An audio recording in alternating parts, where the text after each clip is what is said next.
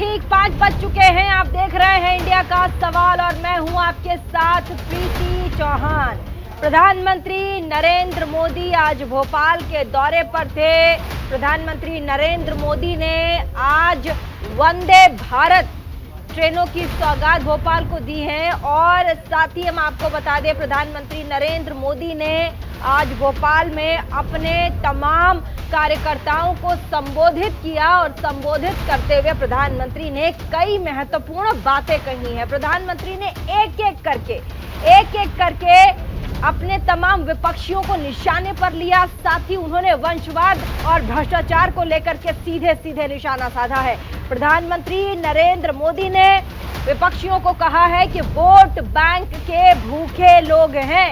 2024 की प्रधानमंत्री की चुनाव की गारंटी कई बातों पर आकर रुकती है। प्रधानमंत्री नरेंद्र मोदी ने कहा कि बीजेपी के खिलाफ विपक्षी एकता के एकजुट के खिलाफ उसका जो चरित्र चित्रण है वो समझ में आ गया है विपक्षियों का। प्रधानमंत्री ने चीख चीख कर कहा है कि जिसे लालू जी की पार्टी को जिताना है वो उनके बच्चों को वोट दें, विपक्षी पार्टियों को जिताना है वो उनके गांधी परिवार को जिताना है तो उनके बेटे बेटियों को वोट दें। और साथ ही प्रधानमंत्री ने कहा है कि अगर आपको अपने बेटे बेटी नाती पोते और देश को आगे बढ़ाना है तो आप भाजपा को वोट दें। प्रधानमंत्री सीधे तौर पर कह रहे हैं कि आप चुनिए कि कौन इस वक्त आपके घर और देश के काम आ रहा है, कौन सी पार्टी, भाजपा। और साथ ही दूसरी तरफ वो तमाम विपक्षी पार्टियां हैं जो सिर्फ अपने बारे में सोचती हैं और साथ ही तमाम उन लोगों के बारे में सोचती हैं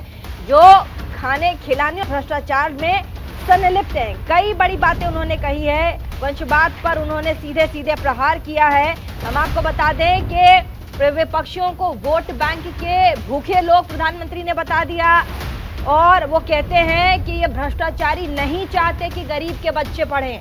उनका कहना है प्रधानमंत्री का कि ये तमाम जो विपक्षी लोग हैं वो चाहते हैं कि उनका वोट बैंक बना रहे और कार्यवाही की डर से जो लोग जेल काट कर आए हैं वो एकजुट हो रहे हैं विपक्ष के खिलाफ। आज इसी पर हम बातचीत करेंगे। 2024 में जिस तरीके से 2024 के लिए प्रधानमंत्री की गारंटी है, क्या ये आगाज है 2024 का? क्या ये आगाज है तमाम उन विपक्षी पार्टियों के खिलाफ प्रधानमंत्री का, जहां प्रधानमंत्री सीधे सीधे कह रहे हैं कि ये भ्रष्टाचारी लोग हैं जो बीजेपी के खिलाफ आकर एकजुट हो रहे हैं, उन्हें अपने बेटे और बेटियों के लिए वोट चाहिए और आप देख लीजिए आपको देश के लिए वोट करना है या फिर इन भ्रष्टाचारियों के लिए। आज हमारे पास तमाम मेहमान हैं, उनसे हम बातचीत करेंगे, आपको मिलवाएंगे। लेकिन प्रधानमंत्री ने क्या कुछ कहा आज इस मुद्दे पर, एक बार आपको सुनवाएंगे।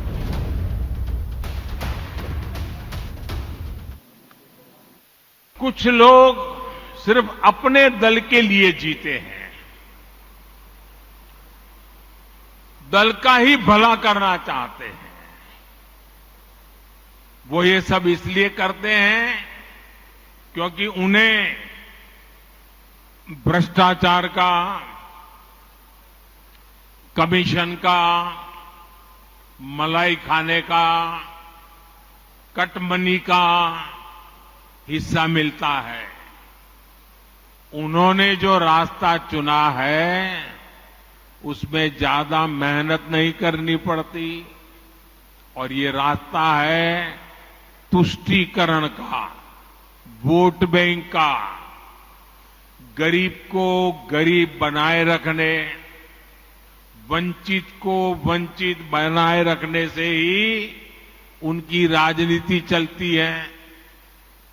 तुष्टीकरण का ये रास्ता कुछ दिनों तक तो फायदा दे सकता है, लेकिन ये देश के लिए महाविनाशक होता है। तो हमारे साथ प्रधानमंत्री नरेंद्र मोदी को आप सुन रहे थे, थोड़ी देर पहले अपने कार्यकर्ताओं को संबोधित कर रहे थे।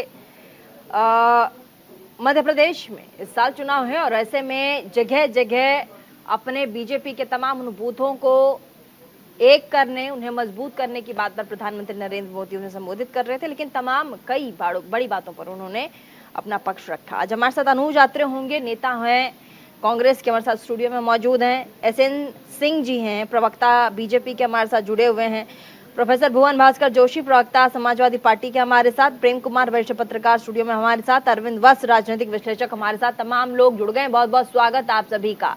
सबसे पहले एसएन सिंह जी, प्रवक्ता बीजेपी के, आज प्रधानमंत्री ने संबोधन किया, कहा, कई मुद्दों पर उन्होंने कहा है, चाहे वो यूसीसी हो, ट्रिपल तलाक हो, या फिर विपक्षियों को टारगेट करके प्रधानमंत्री ने कहा, जो कहा है कि तमाम भ्रष्टाचारी अब एक हो रहे हैं।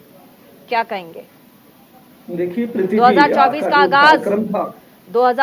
का आगाज मध्य प्रदेश की धरती से, और आप एक वरिष्ठ पत्रकार हैं, निश्चित तौर पे आप इसको जस्टिफाई कर सकती हैं, लेकिन मैं जस्टिफाई नहीं कर रही हूँ, आपसे जवाब मांग रही हूँ सर। जस्टिफाई तो आप करेंगे, सवाल पूछना मेरा काम। मेरा वो सबसे मजबूत कार्यक्रम जो चल रहा था, आदरणीय प्रधानमंत्री जी जब संबोधन कर रहे थे, उन्होंने कहा कि भारतीय जनता पार्टी एक कार्यकर्ता बेस्ड पार्टी है और बूथ एक ऐसी इकाई है, वो छोटी इकाई नहीं है, सर्वश्रेष्ठ इकाई है, क्योंकि बूथ के माध्यम से भी हमें जानकारी हो पाती है सबसे निचले स्तर की, और हम उसके लिए कार्य योजना बनाते हैं। तीसरी बात उन्होंने कहा कि यह देश जो है वो पार्टी से बड़ी है, सबसे पहले देश के लिए समर्पण होना चाहिए, और कार्यकर्ताओं को भी संबोधित करते हुए उन्होंने कहा कि आप छोटे छोटे ऐसे बहुत सारे माध्यम है जिसके माध्यम से आप जन सेवा का कार्य करें, सेवा से समर्पण, इस तरह की बातों को लेकर आगे बढ़िए। निश्चित तौर पे गांव में खुशहाली आएगी, देश की तरक्की होगी।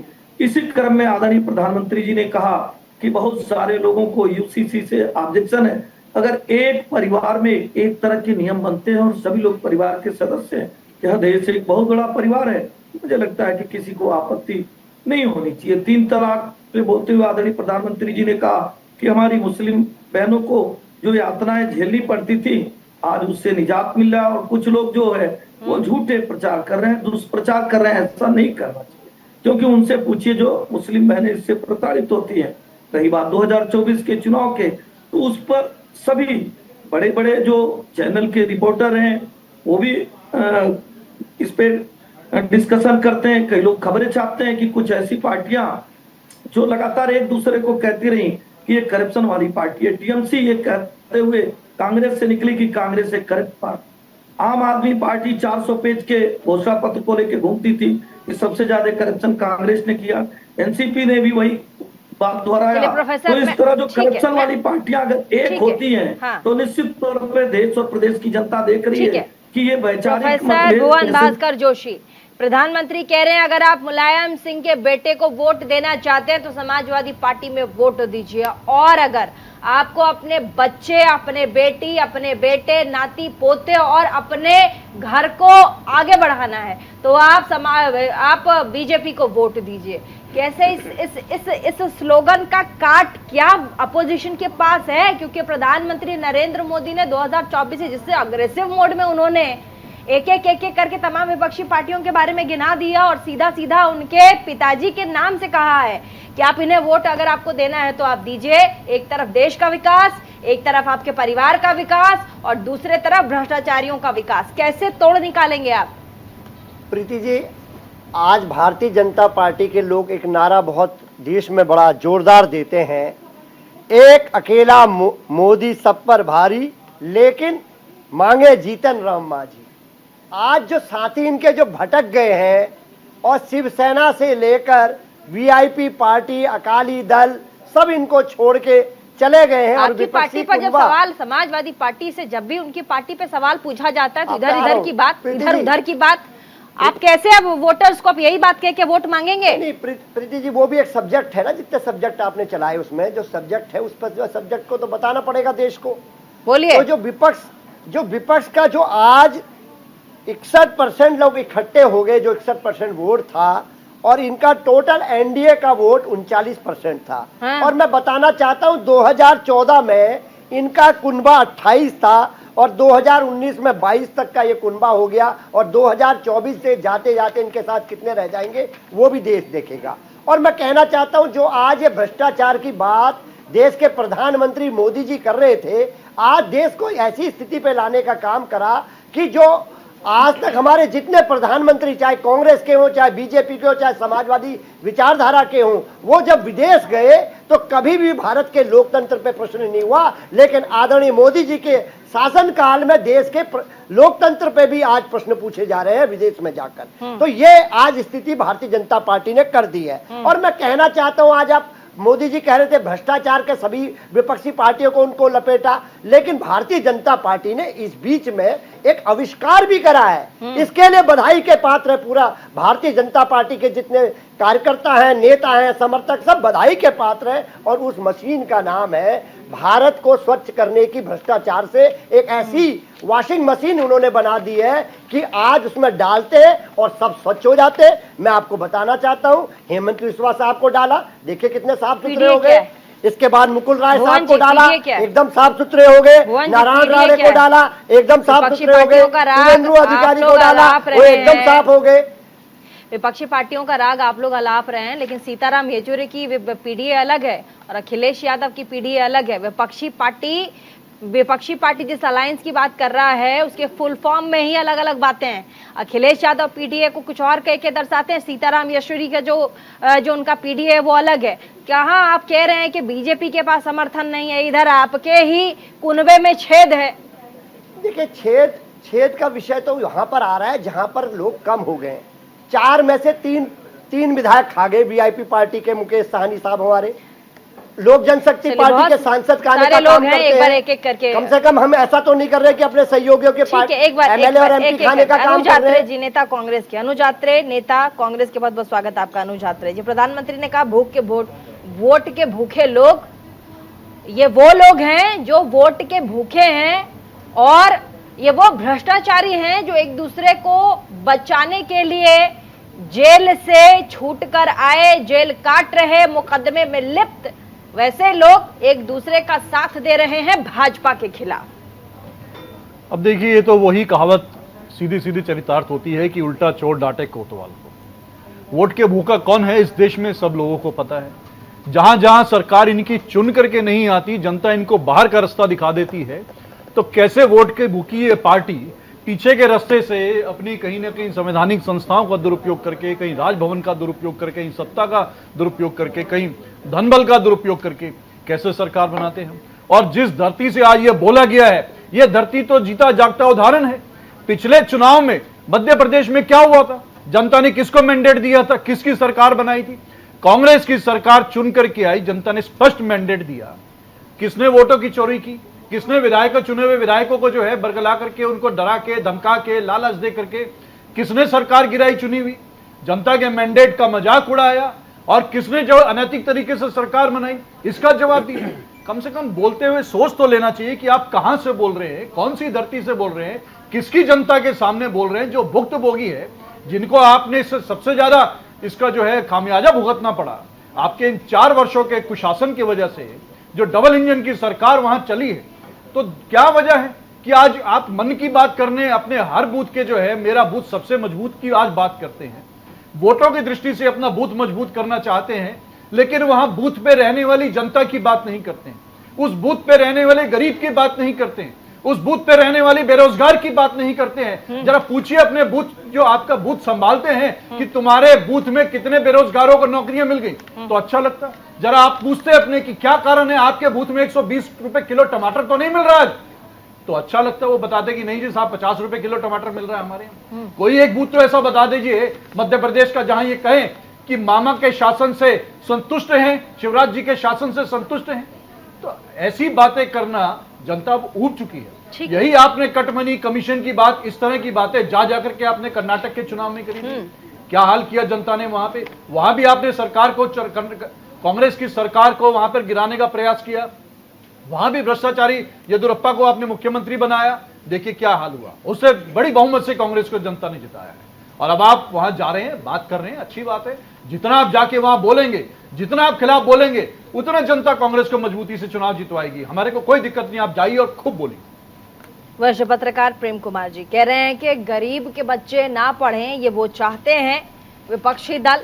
साथ ही उन्होंने एक एक करके घोटाला गिनवाया है।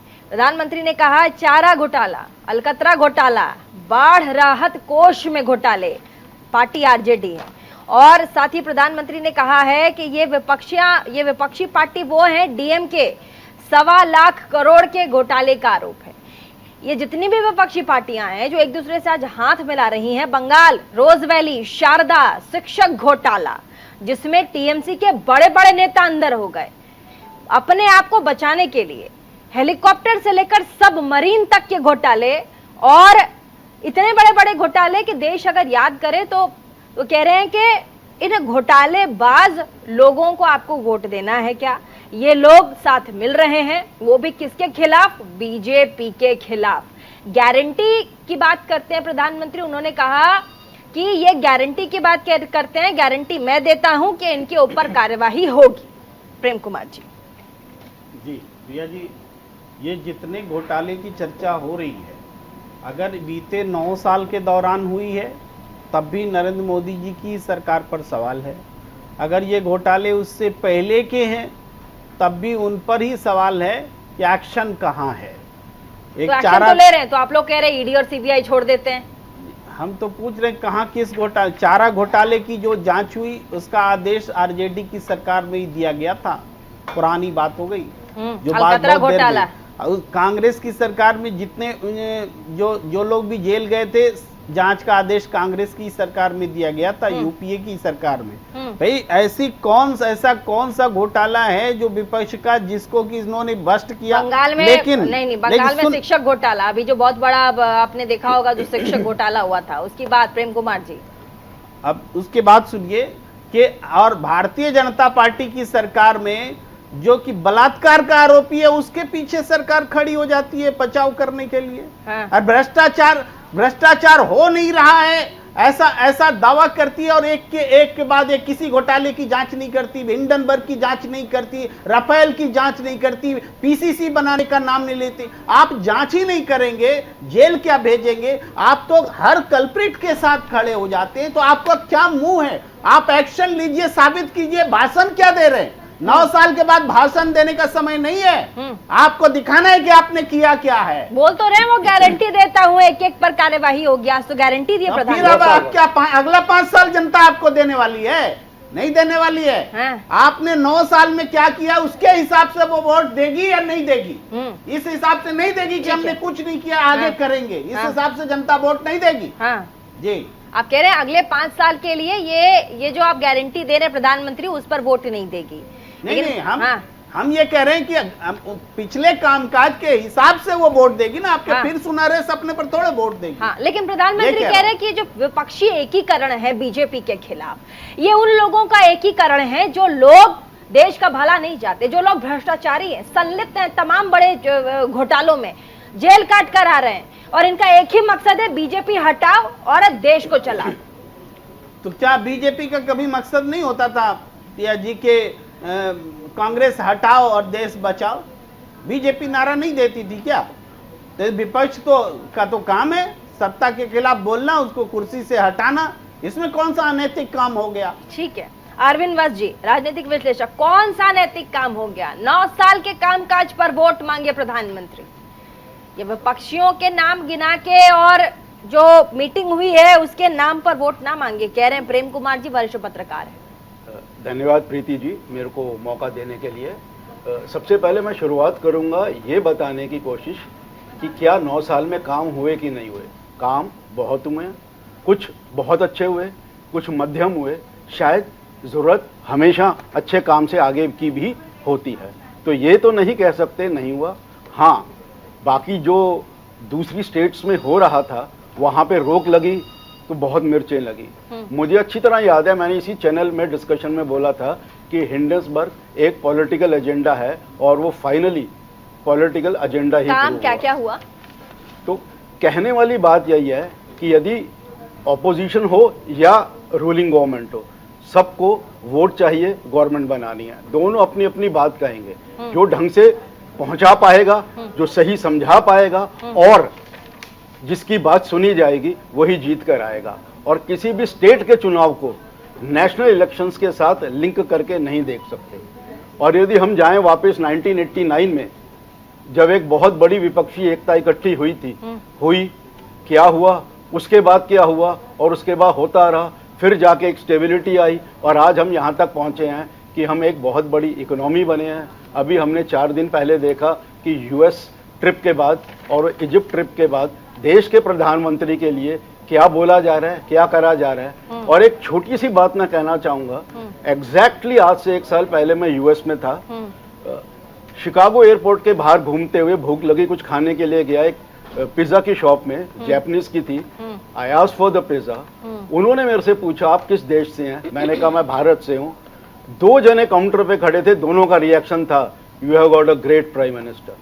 ये सुन के लगता है कि देश की वक्त है, भारत के अंदर भी हो रहा है, जरूरत है, इसमें कोई दो राय नहीं है। अभी ठीक है, वो बात ठीक है, आपकी प्रधानमंत्री की प्रशंसा कर रहे हैं, लेकिन अब ये बताइए, आपने कहा कि आप पॉलिटिकल इकोनॉमिस्ट के तौर पर भी हमारे यहाँ बैठ चुके हैं, आपको बहुत जानकारी है उस पर, तो आप जाहिर सी बात है आप नजर भी रखते होंगे कि देश में आर्थिक तौर पर कौन से काम हुए हैं, तो एक बार जरा बता भी दीजिए। देखिए, मैं शुरुआत करूंगा सबसे पहले, हमारा महंगाई दर कितनी है। आज किसी भी हालत की वजह से हम 4 साढ़े 4 के बीच में हैं। यूएस 8 पार है, यूरोपियन कंट्रीज 7 से 9 के बीच में है। ये एक बहुत बड़ी अचीवमेंट है और इंडस्ट्री में काम हो रहा है। हाँ, हो सकता है जो सब कह रहे हैं जॉब्स नहीं है, शायद सरकारी नौकरियों को देख के बोल रहे होंगे, प्राइवेट सेक्टर में जॉब है। मैं एनालाइज करता हूँ, मैं कॉर्पोरेट ट्रेनिंग्स देने जाता हूँ, इतना नया बच्चा ज्वाइन करता है, उसके लिए उनको अपनी काबिलियत दिखानी पड़ती है और वो प्रूव करते हैं। ठीक है, एसएन सिंह जी प्रवक्ता बीजेपी के, प्रेम कुमार जी और अनुज आत्रे जी को आपने सुना, उनका कहना है कि ठीक है 2024 का आप आगाज कर रहे हैं, लेकिन वोट किस पर मांगेंगे, बेस क्या है, आधार 9 साल है ना आपके पास, 9 साल आपने क्या काम किया, उसी पे वोट मांगेंगे। प्रेम कुमार जी कह रहे हैं, अनुज आत्रे जी कह रहे हैं कि आप वोट इन 9 सालों पर मांगेंगे और आपको पता है वोट नहीं मिलने वाला है, इसीलिए आप विपक्षियों के नाम का इस्तेमाल कर रहे हैं। बोलिए। देखिए, अनुज जी हों या हमारे प्रेम कुमार जी हों, वो कुछ भी ऐसा बता नहीं पाए कि भारतीय जनता पार्टी ने जो देश हित में नहीं कार्य किया हो। केवल वो कहते रहे कि पीसीसी क्यों नहीं कराए, उसको लेकर सुप्रीम कोर्ट में गए थे लोग और सुप्रीम कोर्ट ने कहा कि उसकी कोई आवश्यकता नहीं है। एक बात। दूसरी बात, सभी संवैधानिक संस्थाएं स्वतंत्र है, अगर आपको कहीं से भी लगता है उन संस्थाओं का उपयोग कर सकते हैं। तीसरी बात, हम भारतीय जनता पार्टी की सरकार ने किसान सम्मान निधि देने का कार्य किया, बिजली, पानी, सड़क, सुरक्षा के मानकों को पूरा करते हुए भारतीय जनता पार्टी की सरकार ने जितना कार्य किया, मुझे नहीं लगता है कि देश में किसी सरकार ने उतना कार्य किया।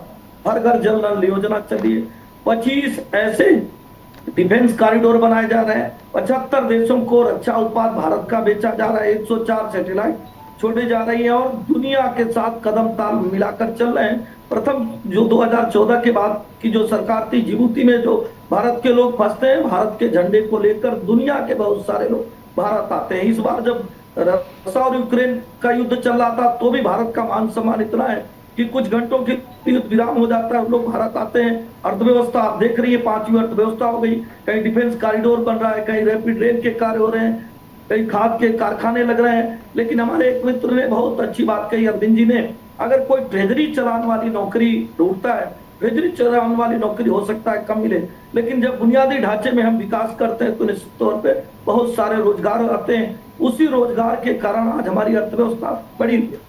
और सवाल सबसे बड़ी बात यही है, दोबारा पूछ रहा हूं आपके चैनल के माध्यम से, कि बहुत सारी ऐसी विचारधारा के लोग जिनकी विचारधाराएं हैं, प्रीति जी किन कारणों से वो एक होने जा रहे हैं, सिर्फ इसीलिए कि मोदी जी नहीं चाहिए या देश चाहिए कि नहीं चाहिए।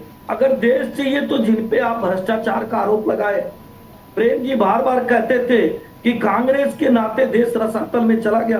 55 साल में उन्होंने उतना एम्स नहीं बनवाया जितना भारतीय जनता पार्टी की सरकार ने बनाया, उतना एयरपोर्ट नहीं बनाया जितना भारतीय जनता पार्टी की सरकार ने बनाया, उतना रेलवे का विकास नहीं किया जितना भारतीय जनता पार्टी की सरकार ने किया। किन विचारों को लेकर आप एक होने जा रहे हैं? और अब आइए समाजवादी पार्टी का छोटा सा जवाब दे दूं, चूंकि चारों पांचों लोगों ने समाजवादी पार्टी के शासन का कालखंड में सिर्फ भ्रष्टाचार होता। शिक्षा में इतना बड़ा भ्रष्टाचार हुआ कि जितने बड़े पदों पे थे सब एक जाति के भर्ती हो गए। 80 लोगों का पीसीएस में रिजल्ट निकला, सब एक ही निकल गए। 1.5 लाख जो है वो लोग भर्ती होते हैं, पुलिस में 75,000, एक बार 75, उसमें 60% वो MI फैक्टर के हो गए तो बहुत सारे आरोप लगे। 20 करोड़ रुपए महंगाई भत्ता बांटने गए तो 15 करोड़ बांटने में लग गया। कुछ ऐसे पुरस्कार रखे जो अपने वोस्टी को दे दिए, अपने रिश्तेदारों को दे दिए। तो इस तरह के कार्य होते थे। भारतीय जनता पार्टी पे ऐसे आरोप नहीं लगे। और मैं तो कह रहा हूँ प्रीति जी, आप उत्तर प्रदेश एक बड़ा राज्य देखेंगी। 37 साल का इतिहास बदल गया उत्तर प्रदेश में, सरकारें रिपीट नहीं हो। 37 साल से भारतीय जनता पार्टी के कार्यों के नाते छोटे से ब्रेक के लिए रुकना पड़ेगा, लेकिन सवाल रह गया है प्रेम कुमार जी का। वो कह रहे हैं कि आज भी 2024 के लिए क्यों विपक्षी पार्टियों के नामों का सहारा लेना पड़ रहा है। बड़ा सवाल है। साथ ही प्रधानमंत्री नरेंद्र मोदी ने बड़े सवाल उठाए हैं। उनका कहना है कि जो देश के लुटेरे हैं, चोर हैं, उस पर कार्यवाही होकर रहेगी। देश को लूटने वाले हर चोर, लूटने वालों का हिसाब इस बार होकर रहेगा। छोटे से ब्रेक के लिए रुकेंगे और 2024 का ये जो घमासान है वो कहां जाकर रुकेगा, ये भी देखने वाली बात होगी। फौरन हाजिर होते हैं, कहीं मत जाइएगा, देखते रहिए prime time debate show India का।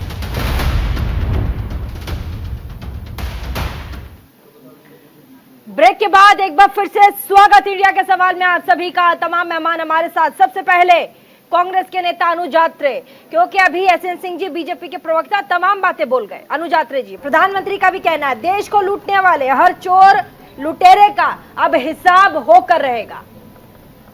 देखिए, किसने रोका इनको अभी तक, जरा जवाब दे दीजिए। 9 साल का समय बीत गया है, आप 9 साल बाद कह रहे हैं कि अब हिसाब होगा। अरे पहले, सबसे पहले अपने मध्य प्रदेश की सरकार के जो आपके भ्रष्टाचारी लोग हैं उनका हिसाब लीजिए।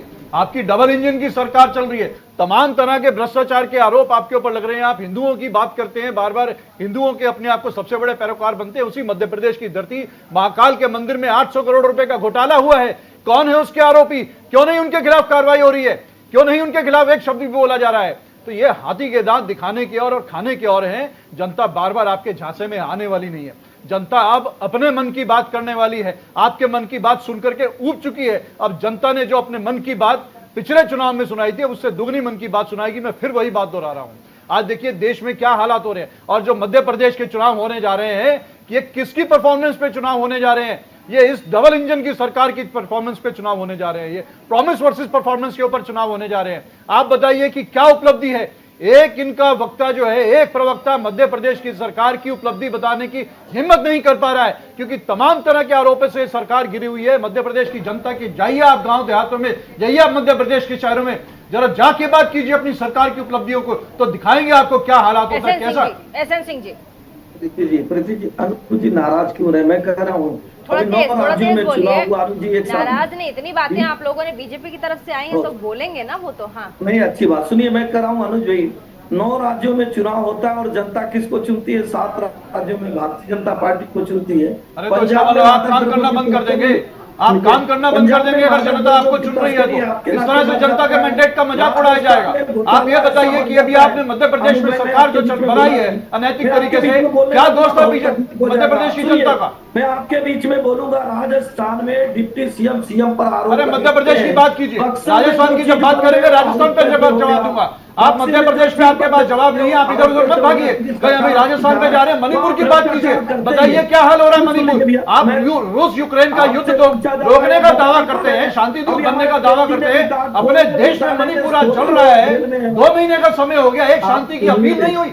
आपको अमेरिका जाने की फुर्सत हो गई है, मणिपुर का एक दौरा नहीं कर पाते हैं। मणिपुर में वहां पे लोगों से शांति की अपील नहीं करती। आप केंद्रीय मंत्री का घर जला करके फूंक देती है वहां के उपद्रवी लोग, लेकिन आपसे कंट्रोल नहीं हो पा रहा है। जगह इकट्ठे रहेंगे ना, उनको चोर कहा जाएगा, साहू नहीं कहा जाएगा। मैं आपसे पूछ रहा हूं, अभी हमारे प्रेम जी एक बड़ी अच्छी बात पूछे, उन्होंने पूछा कार्रवाई की क्या हुआ? कोयला घोटाले में 16 लोगों पे कार्रवाई, उसमें ज्वाइंट सेक्रेटरी रैंक के अधिकारियों पे भी कार्रवाई हुई, 2G में कार्रवाई हुई। भारतीय जनता पार्टी की सरकार कहती नहीं है, करके दिखाती है। क्या राज में हमने सवाल पूछा, डिप्टी सीएम ने कहा कि जो घोटाला हुआ है 800 करोड़ का, उस पे कब कार्रवाई होगी ये बता दीजिए। हरीश रावत पर उज्जैन में जो घोटाला हुआ है जोशी, उस पे कब कार्रवाई होगी? तो कैसे चलेगा अनुज भाई? एक बार प्रोफेसर, समाजवादी पार्टी बहुत देर से हाथ उठा रहे, बोलिए भुवन जी क्या कह रहे हैं? जी मैं बहुत बताना चाहता हूँ, विपक्ष जब जब एक हुआ है, देश में क्रांतिकारी परिवर्तन हुआ है। हाँ। इंदिरा गांधी जी के आपातकाल के बाद देश विपक्ष एक हुआ, सरकार पलटने का काम करा। जॉर्ज फर्नांडिस ने विपक्षी लोगों को एक करा, कैमरे पे सरकार देखिए, को बोलिए। पलटने का काम करा। हाँ। मैं आपको बताना की पार्टी नहीं थी सर, बोलने देंगे सर, परिवार नहीं था सर, आप समय सर आपके बीच में नहीं बोला, मैं डिबेट छोड़ दूंगा सिंह साहब, मैं डिबेट छोड़ दूंगा। भुवन जी को तो शुरू करिए समाजवादी पार्टी को 2 सेकंड। अच्छा ठीक नॉट योर है, टाइम सिंह साहब, ठीक है, 2 सेकंड। समाजवादी पार्टी को 2 second, this is not your time, this is my time. Samajwadi party को एसएन सिंह जी, अच्छा अच्छा 2 सेकंड दे दीजिए समाजवादी पार्टी को। मैं आती हूँ एसएन सिंह जी, मैं आती हूँ, बस 2 मिनट दीजिएगा, बोलिए। मैं आपको बताना चाहता हूं, जब जब विपक्ष एक हुआ है इस देश में सरकारें पलट गई हैं। मैं याद दिलाना चाहता हूं, आपातकाल के बाद सब विपक्ष एक हुआ और इंदिरा गांधी की सरकार चली गई। जॉर्ज फर्नांडिस के नेतृत्व में एनडीए के सब लोग विपक्षी दल एक हुए और सरकार पलटने का काम करा।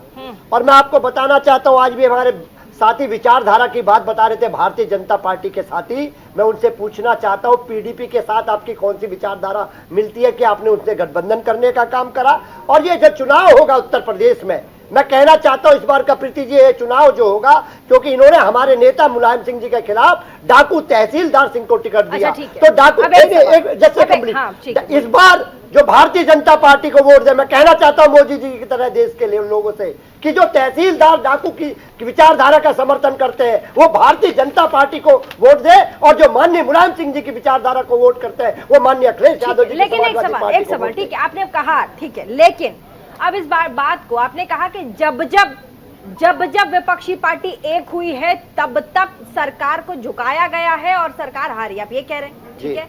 लेकिन विपक्षी पार्टियों के एकीकरण में यहाँ 2 सवाल है। मैंने अभी कहा, आप पीडीए की बात करते हैं, एनडीए वर्सेस पीडीए कहते हैं 2024 में होगा, NDA versus PDA. Akhilesh Yadav की पीडीए अलग है, पीड़ित शोषित वंचित दलों की पार्टी, और आप देखिए जो हमारे सीताराम येचुरी हैं उनकी पार्टी पीडीए अलग है, पेट्रियोटिक डेमोक्रेसी अलायंस की बात करते हैं वो।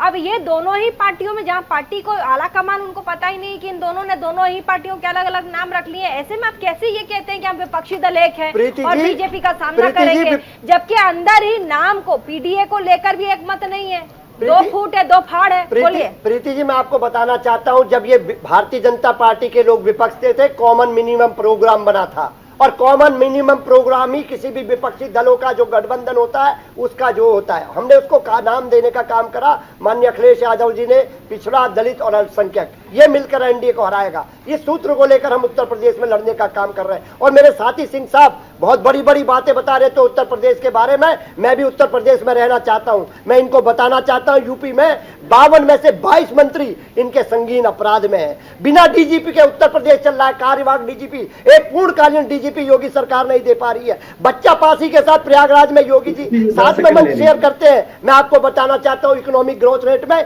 यूपी फिसड्डी है 4.2 की, वहां पर इकोनॉमिस्ट बैठे हैं, उनसे पूछ लेंगे। एसएन सिंह जी, उसके बाद प्रेम कुमार जी, जल्दी से एसएन सिंह जी। देखिए, हमारे मित्र ने बहुत अच्छी बात कही कि जो अपराधी है उसके साथ जनता नहीं रहेगी, जो मुख्तार अंसारी को छूट देता है, जो मऊ मुजफ्फरनगर के दंगे कराता है, जो बुलंदशहर बदायूं के दुष्कर्म कराता है, जो वाराणसी में विस्फोट और रामपुर में विस्फोट की घटना को जो अंजाम देते हैं उनको छोड़ने का कार्य करता है, उसके साथ जो है जनता नहीं रहेगी। एक बात। दूसरी बात, सभी लोग कह रहे थे कि भाई विपक्ष जब एक हुआ है, तो जब विपक्ष हुआ है तो उस समय सोनिया गांधी की पार्टी नहीं थी, उस समय जो है राहुल गांधी की पार्टी नहीं थी, उस समय मुलायम सिंह जी का कुनवा नहीं था, लालू जी का कुनवा नहीं था। उस समय कुनवा छोड़कर जो पार्टियां थी वो एक विचारधारा के साथ थी। यही प्रधानमंत्री जी ने कहा, आज सभी लोग अपने परिवार को जिंदा करने के लिए हैं, कोई देश की नहीं सोच रहा है। एक लड़ाई देश की अगर कोई लड़ रहा है, देश के लिए कोई कर रहा है, तो भारतीय जनता पार्टी कर रही है। बाकी सब लोग परिवार को ढूंढ रहे हो सिंह साहब, परिवार की समृद्धि के लिए कार्य कर रहे हैं भारतीय जनता पार्टी। तीसरा आरोप हमारे पीडीपी पे लगाए।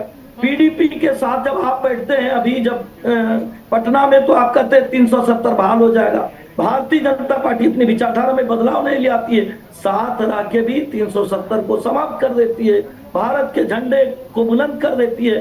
ये अंतर है भारतीय जनता पार्टी और समाजवादी पार्टी। ठीक है, प्रेम कुमार जी, भोपाल मध्य प्रदेश में आज ये जो ट्रेलर दिखाया गया है, मध्य प्रदेश में आज जो ट्रेलर दिखाया है, 2024 में पूरी पिक्चर आएगी। देखिए, चुनाव प्रचारक के तौर पर तो नरेंद्र मोदी जी बोलने में मास्टर हैं, खूब बोलते हैं, लेकिन प्रधानमंत्री जी के रूप में वो चुप क्यों रहते हैं? उनकी चुप्पी पर बात नहीं होती। मणिपुर पर एक शब्द नहीं बोला आज तक उन्होंने। 200 के करीब लोग मर गए, 60,000 से ज्यादा विस्थापित हो गए, हिंसा थम नहीं रही है, लेकिन प्रधानमंत्री जी नहीं बोलेंगे। मणिपुर से प्रतिनिधिमंडल जाकर के प्रधानमंत्री का इंतजार करता है, 10 दिन इंतजार करता है, वो बिना मिले हुए अमेरिका चले जाते हैं, वो नहीं मिलेंगे। मुख्यमंत्री भी आए थे एन बीरेन सिंह, और वो तो साइड की बातें जो हुई है वो बता रहे, जो नहीं हुई है वो तो सुनिए। ये क्यों नहीं सुनना चाह रहे? प्रधानमंत्री मणिपुर पर नहीं बोलेंगे तो किस पर बोलेंगे? ये क्या चुनाव प्रचार मंत्री है? क्या बात के मामले पर, मणिपुर के मामले में डायरेक्ट मीडिया में डबल इंजन की सरकार फेल हुई है, अराजकता है, जातीय हिंसा है, धार्मिक हिंसा है, एक समुदाय दूसरे समुदाय पर विपक्षियों पर 2024 के घर चलाए गए हैं, राज्य के मंत्री के घर जलाए गए हैं, विधायकों के घर फूके गए हैं, और प्रधानमंत्री की जुबान में ताला लगा हुआ है। और आप कहते हैं कि प्रधानमंत्री मंत्री ने बोला है, 1 महीने बाद में गृहमंत्री का दौरा होता है, 1.5 महीने बाद में सर्वदलीय बैठक बुलाई जाती है, प्रधानमंत्री नहीं है, लेकिन आप कहते हैं कि प्रधानमंत्री नहीं बोले। सबको एक समान, ये कौन सी बात है? ये कौन सी बात? चाइना ने, चाइना के मामले में आज तक चाइना का नाम नहीं लिया प्रधानमंत्री ने। क्यों?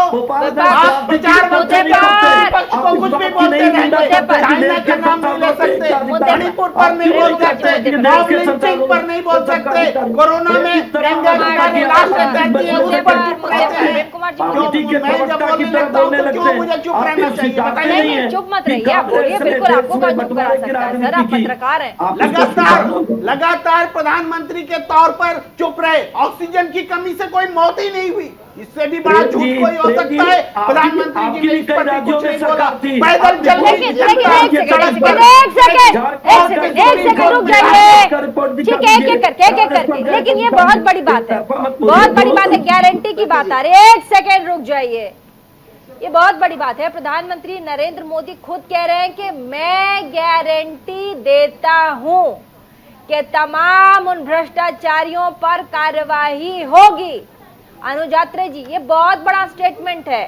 पहले मेघालय पर कर दीजिए ना, करवा अरे कर दीजिए ना, हेमंत बिस्वा पे करवा दीजिए, मुकुल राय पे करवा दीजिए, जयराम राणे पे करवा दीजिए, अधिकारी पे करवा दीजिए, देश मान जाएगा, देश मान जाएगा। बोलिए अनुज यात्रे जी, अनुज यात्रे जी। यादव के लिए कौन जाता है? जोगिंदर यादव के लिए कौन जाता है? बालेश्वर यादव के लिए कौन जाता है? गारंटी बहुत बड़ा शब्द है। प्रधानमंत्री प्लीज एसएन सिंह जी, आप लोग थोड़ा सा संयम रखे आप लोग। अनुज यात्रे जी, गारंटी बहुत बड़ी बात है, और साथ ही भ्रष्टाचार का अगर नाम जुड़ जाए, भ्रष्टाचार अगर शब्द जुड़ जाए, अब ऐसे में 2024 का सीधे है प्रधानमंत्री वर्सेस भ्रष्टाचार, और साथ ही गारंटी की बात आ जाती है। तो सरकार के भ्रष्टाचार के खिलाफ लड़े थे चुनाव। अनुज यात्रे जी, स्वागत योग्य बयान है जो आज प्रधानमंत्री जी का आया है कि तमाम भ्रष्टाचारियों पे कार्रवाई करेंगे। तो हम कहते हैं जरा एक एक करके तमाम भ्रष्टाचारियों की जो अपनी जो रिवेंज टेकिंग एजेंसीज हैं, इनकी जो 3 चाल चरित्र और चेहरा भारतीय जनता पार्टी की बने हुए, उनको जरा सूची दोबारा भेज दीजिए। तमाम भ्रष्टाचारियों को जिनको आपने भारतीय जनता पार्टी में शामिल कराया है, जरा उनके ऊपर कार्रवाई कर दीजिए और उनको अपने मंत्री और मुख्यमंत्री के पदों से हटा दीजिए। जरा वो भारतीय जनता पार्टी में जो शामिल हुए, अगर आपने तनिक भर भी ईमानदारी है और आपने जो आज गारंटी दी है, मैं बोलता हूँ कि कृपया करके उनके ऊपर कार्रवाई शुरू कर दीजिए।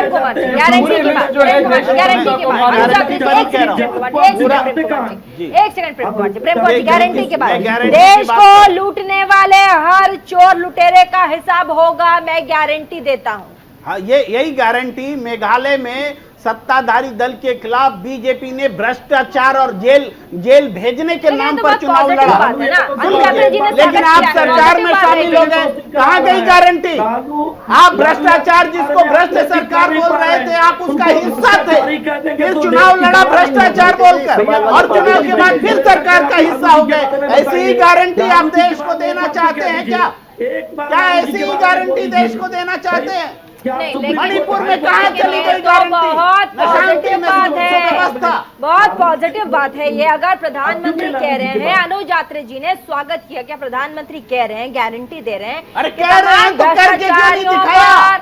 अगर करेंगे तो स्वागत योग्य बात है। ऐसे में कब करेंगे? 9 साल में नहीं किया, 9 साल में नहीं किया, हम कब गारंटी?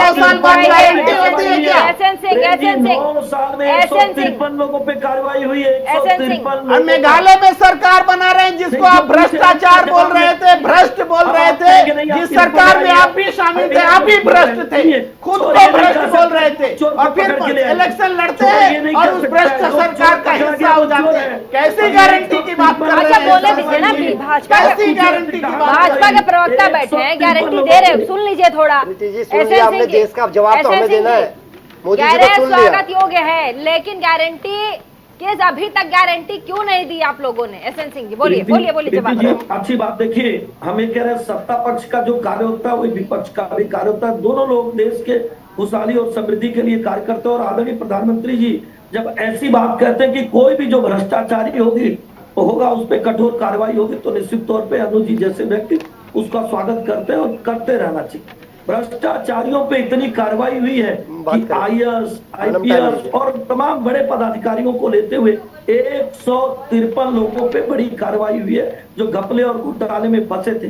क्योंकि एक ऐसी निष्ठावान सरकार है, ऐसी विकासवादी सरकार है, जनता की सरकार है जो बचाने का कार्य नहीं करती है। सभी प्रदेशों में अगर कोई गलत कार्य करेगा संवैधानिक तौर पे आप सवाल उठाइए, और मैं इस जिम्मेदार चैनल पर पूछता हूँ, कोई आज तक केंद्र सरकार के किसी भी मंत्री पर या किसी पे भी आरोप क्यों नहीं लगा? झूठे आरोप विपक्ष नहीं, विरोधी की तरह आप लगा सकते हैं, लेकिन कोई प्रमाण नहीं है। इसलिए कि अगर हम गलत कार्य नहीं किए रहेंगे तो निश्चित तौर पे प्रकाश की तरह झलकते रहेंगे, सूर्य की तरह। एक बार अरविंद जी बहुत देर से बैठे हैं, बहुत शांत बैठे हैं और बहुत मौका उन्हें हम लोगों ने नहीं दिया है आप लोगों के कारण।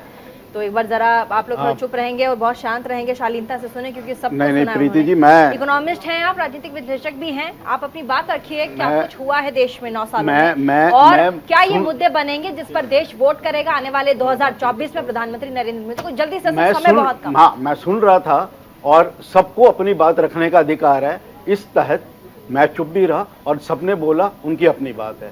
लेकिन इतना कुछ हुआ है, यदि मैं लिस्ट गिनानी शुरू करूं टाइम लगेगा, फिर भी मैं फटाक से पढ़ के सुनाता हूं। Development on infrastructure, economic growth, global influence जो देश का बड़ा है, जिसका फायदा देश को मिल रहा है, और कोरोना जिस तरह मैनेज हुआ, और जो WHO की स्टेटमेंट है, आप जो मर्जी बोलिए, दिक्कतें थी, आई, लेकिन कैसे मैनेज हुई वो बहुत इंपॉर्टेंट है। उसके बाद कितनी इन्वेस्टमेंट आई है जिस वजह से आज ग्लोबल कॉर्पोरेट्स इंडिया में है और एम्प्लॉयमेंट बढ़ रही है।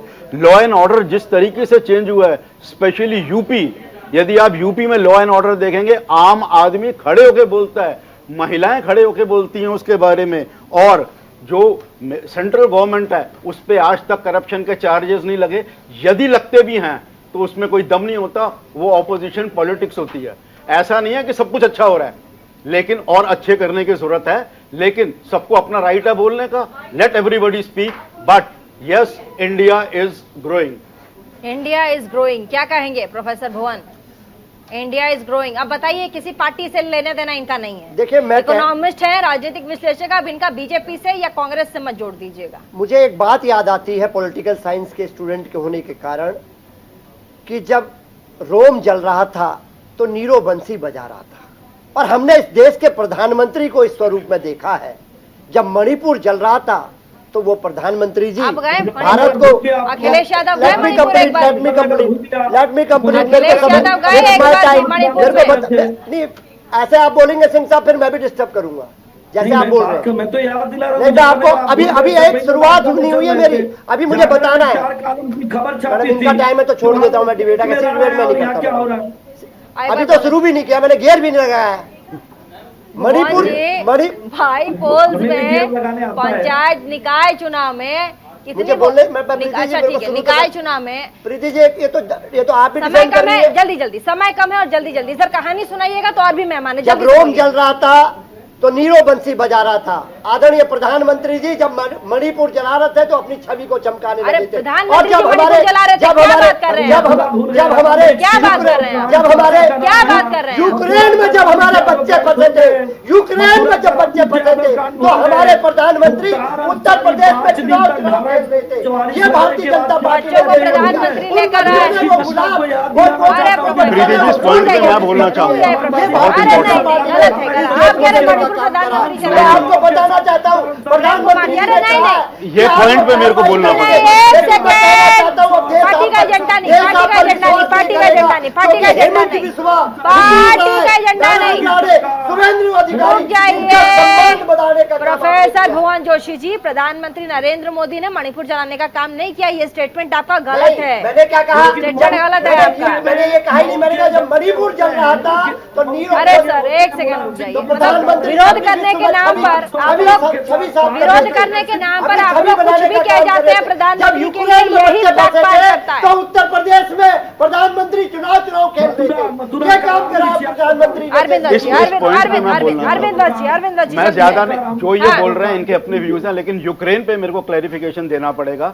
यूक्रेन में भारत का झंडा लेके पाकिस्तान के भी बच्चे साथ में आए हैं, पूरे देश में लाए गए और उनको भेजा गया। ये आप गलत बोल रहे हैं, ये आप गलत बोल रहे हैं। बच्चों ने वो फूल वापस कर दिए, कहा कि ये गलत बोल रहे हैं।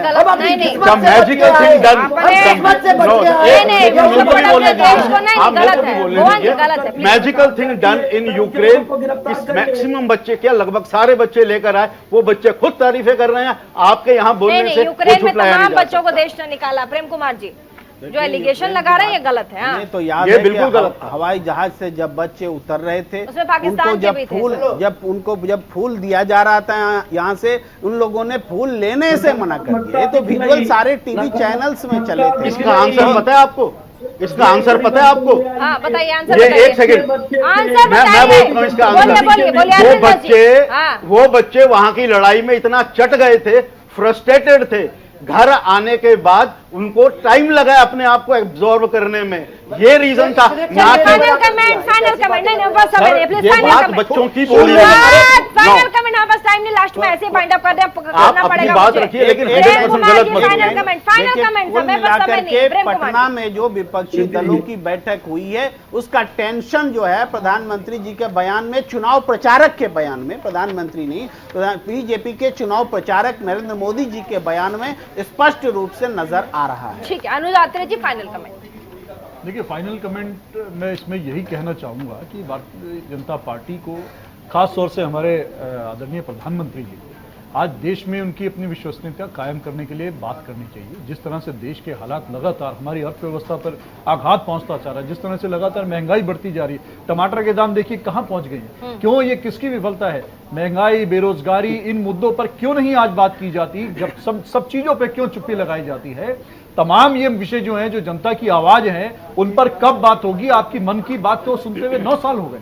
हमारा आग्रह है कि आप जनता की बात सुनिए, जनता की बात कहिए और उसी के हिसाब से देश चलता है। केवल प्रचार करने से और अपना इवेंट मैनेजमेंट करने से देश नहीं चलता। आदरणीय प्रधानमंत्री जी के नेतृत्व में जिस तरह से देश का गौरव बढ़ा है, जिस तरह से देश में विकास के कार्य हुए हैं, राष्ट्रवाद का अलग जगह है, निश्चित तौर पे सब लोग उसको स्वीकारते हैं। रही बात पटना की बैठक की, तो सुराही में ऐसा छेद हो गया कि जितनी क्षेत्रीय पार्टियां हैं सभी कह रही है कि कांग्रेस हमारी प्रदेश में नहीं लड़ेगी। तो मुझे लगता है कि इटली में अगर कांग्रेस को जाके लड़ना होगा भारत की, तो सभी क्षेत्रीय पार्टियां मना कर दी और भारतीय जनता पार्टी पूरा पूर्ण बहुमत। अरविंद वत्स जी फाइनल कमेंट। देखिए जी, भारत तरक्की कर रहा है, वो किसी भी क्षेत्र में हो। हाँ, इससे ज्यादा की भी जरूरत है। और आने वाले चुनावों के अंदर जो मुझे दिख रहा है as a political analyst, BJP बहुत आगे है। इनको जुड़ने के बावजूद भी ये आसपास भी नहीं पहुंच रहे हैं। लेट्स सी कितनी बात सही निकलेगी। ठीक है भुवन जोशी जी फाइनल कमेंट। देखिए मैं तो कह रहा हूँ, मैं तो भारतीय जनता पार्टी का जो नारा है उसी को लास्ट में कहना चाहूंगा, एक अकेला मोदी सब पर भारी, लेकिन मांगे जीतन राम मांझी। बहुत बहुत शुक्रिया तमाम मेहमान हमारे साथ इस डिबेट में। और साथ ही आपने देखा कैसे भ्रष्टाचार पर प्रधानमंत्री नरेंद्र मोदी ने वंशवाद से लेकर के तमाम भ्रष्टाचार के उन नेताओं की पोल पट्टी खोली। उन्होंने कहा कि 2024 में आप देख लीजिए वोट आपको किसे देना है। आपको देश, भाजपा और अपने आगे बढ़ने वाले तमाम उन चीजों को, उन मुद्दों पर वोट देना है या फिर भ्रष्टाचारियों को वोट देना। सवाल कई हैं और इस पर चिंतन मनन करने का ये विषय है। आप जरूर सोचिएगा। छोटे से ब्रेक के लिए हमें रुकना पड़ेगा, कहीं मत जाइएगा। देखते रहिए न्यूज़ इंडिया 24/7।